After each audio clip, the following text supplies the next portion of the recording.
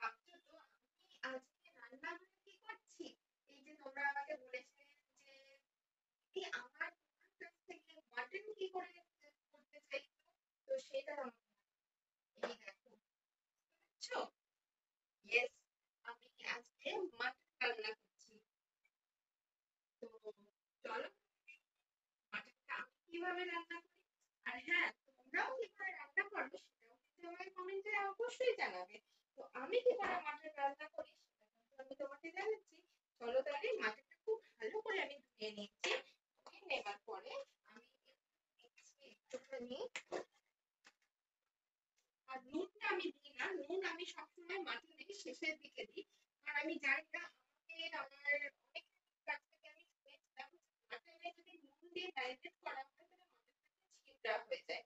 তো আমি ওই জন্য মাটনে নুনটা আমি রান্না করার পরে দিই, যখন মানে সিদ্ধ সিদ্ধ হয়ে যায় তখন আমি নুন দিই, তার আগে আমি ম্যারিনেট করার জন্য আমি একটু দিচ্ছি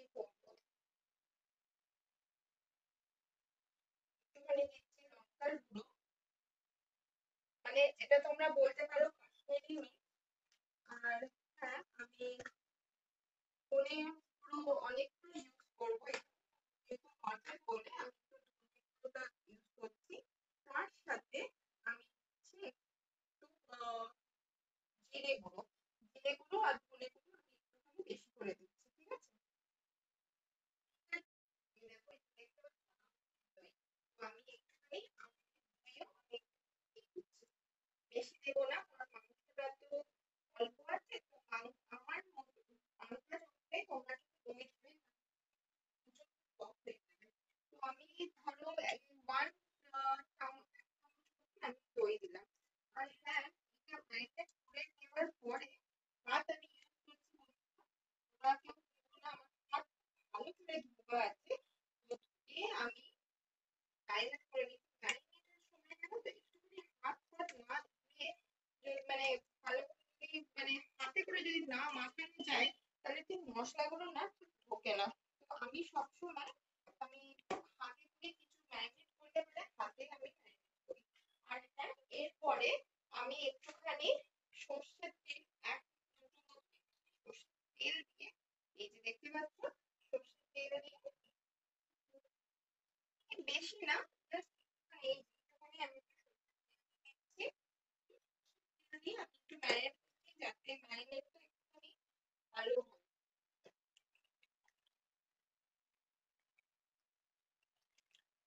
আর এইটা হচ্ছে আমার স্পেশাল গরম মসলা। এর মধ্যে কি কি আছে জানো? এর মধ্যে আছে দারচিনি আছে, আহ, এলাচ আছে, তোমার জায়ফল আছে, জয়িত্রী আছে, আর লং আছে। এইটা আমি আলাদা করে বানিয়ে রেখেছি। তো এইটা আমি একটুখানি দিয়ে দেবো এর মধ্যে।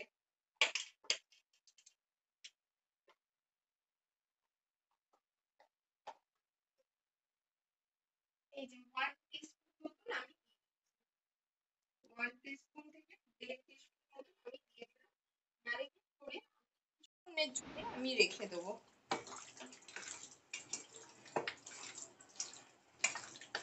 আমি হ্যাঁ, তোমরা ভাবছো আমি নুন দিইনি, নুন আমি এখন দেব না। নুনটা আমি দেব রান্নার পরে, আমি নুনটা দেব মানে মাংস যখন সেদ্ধ হয়ে যায় তখন আমি নুনটা দেব। তো তোমরাও আমাকে জানাও তোমরা কি নুন আগে ইউজ করো নাকি পরে ইউজ করো। আমি কিন্তু নুন সবসময় মাটনে পরে ইউজ করি। তো এই হচ্ছে আমার ম্যারিনেট হয়ে গেছে। আমি এবার এটা ফ্রিজে রেখে দেবো, ডিপ ফ্রিজে নয়, ডিপ ফ্রিজে রাখলে পারে তোমার মশলাগুলো ভেতরে ঢুকবে না, আমি এটা বাইরেই রেখে দিচ্ছি। আমি প্রেসার কুকার নিয়ে নিয়েছি, প্রেসার কুকারের মধ্যে একটুখানি এলাচ, লবঙ্গ আর দারচিনি আর তেজপাতা দিয়েছি তেলের মধ্যে, তারপরে আমি আলুগুলো দিয়ে ভাজতে দিয়েছি। এই দেখুন, এই দেখুন, দেখতে পাচ্ছেন? যাতে একটুখানি লাল লাল মতন হয়। আর আলুর মধ্যে আমি একটুখানি নুন দিয়ে দিয়েছি যাতে আলুটা একটুখানি মানে আলুর মধ্যে যাতে একটু নুন ঢুকে। আলুগুলো মাঝামাঝি লাল লাল হয়েছে। তো এরপরে আমি কি করছি, এরপরে আমি এখানে আমি পেস্ট করে নিয়েছি সেটা আমি মিক্স করে নেবো।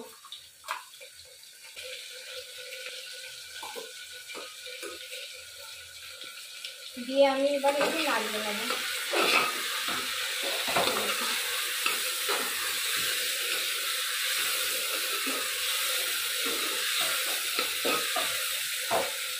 হালকা একটু চিনি দিচ্ছি তাতে একটু রংটা আসে, সামান্য অল্প পরিমাণের মতন চিনি নিলাম। এই দেখুন এইটুকুনি চিনি নিচ্ছি।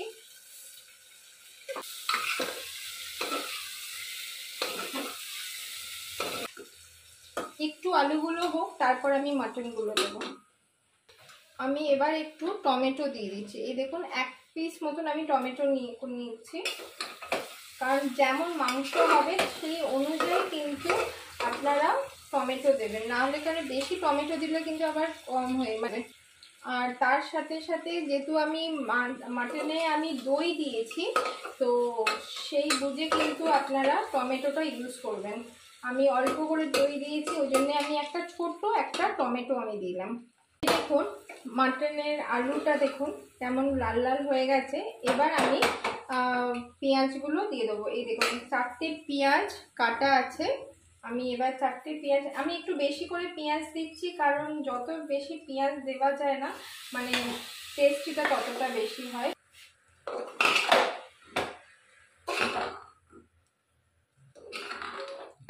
আমার খাবারে সবসময় তেলটা কমই থাকে, তো আমি আবার বলছি যে তোমার তেলটা তোমাদের নিজেদের ওপরে তোমরা নির্ভর করে, তোমরা যেমন মানে তেল খাও বাড়িতে সেই রকম অনুযায়ী তুমি তেল দেবে।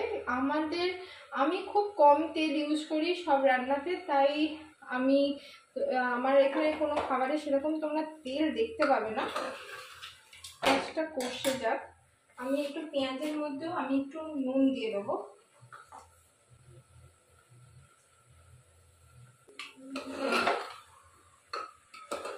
এই দেখো পেঁয়াজগুলো লাল লাল হয়ে গেছে, তো এবার আমি মাংসগুলো দিয়ে দেবো।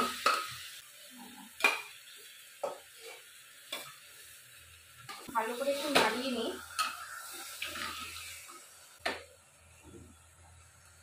মশলাটা দেখুন আমি বানিয়ে রেখেছি মাটনের জন্য। এটা দেখো, এটা হচ্ছে স্পেশাল মশলা যেটা আমি বানিয়েছি বাড়িতে।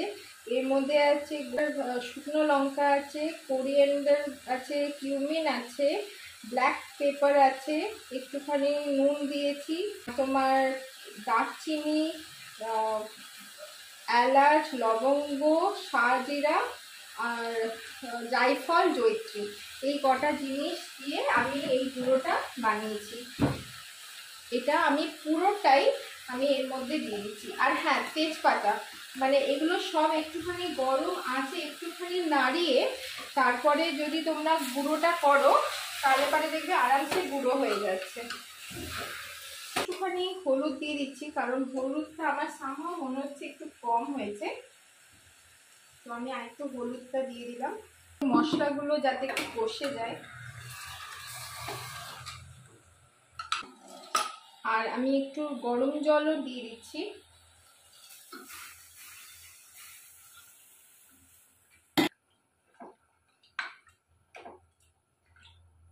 ফুটে যাক, তারপরে আমি প্রেসার কুকারটা লাগিয়ে দেবো, সেদ্ধ হোক। লাস্টে কি দাঁড়াচ্ছে তোমাদেরকে আমি এটা আস্তে করে দিলাম। আস্তে করে আমাদের এখানে 7টা কি 8টা আমাদের সেদ্ধ লাগে, মানে মাটন সেদ্ধ হতে।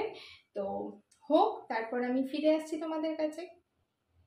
সিটি দেওয়া হয়ে গেছে। কালার ভালো হয়েছে।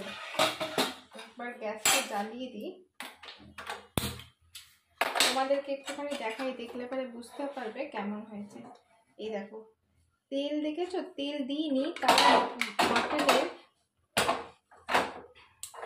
কেমন দেখো, আলু মাংস সব সেদ্ধ হয়ে গেছে। দেখো এবার আমি নুন দেবো, আমার মতো নুন দিচ্ছি। দেখো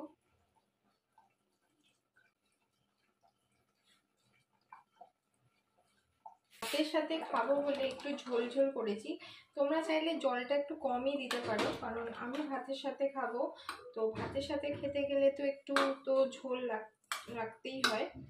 তো এই হচ্ছে আমার মাটন রেসিপি। তোমরা কি করে করো সেটা কিন্তু আমাকে অবশ্যই জানিও।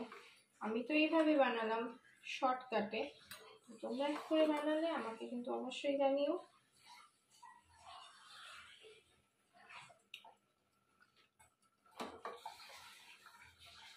দেখো রান্না হয়ে যাওয়ার পর আমার এই কালারটা এসছে মাটনের। এই হচ্ছে আমার মাটন রেসিপি। তোমরাও আমাকে জানাও যে তোমরা কিভাবে রান্না করো, আর এইটা দেখে তোমাদের কেমন লাগছে, মুখে জল আসছে কিনা সেটাও কিন্তু বলো। আমি চলো তাহলে এই ব্লগটা এখানেই শেষ করছি, আবার পরের ব্লগে দেখা হচ্ছে, টাটা।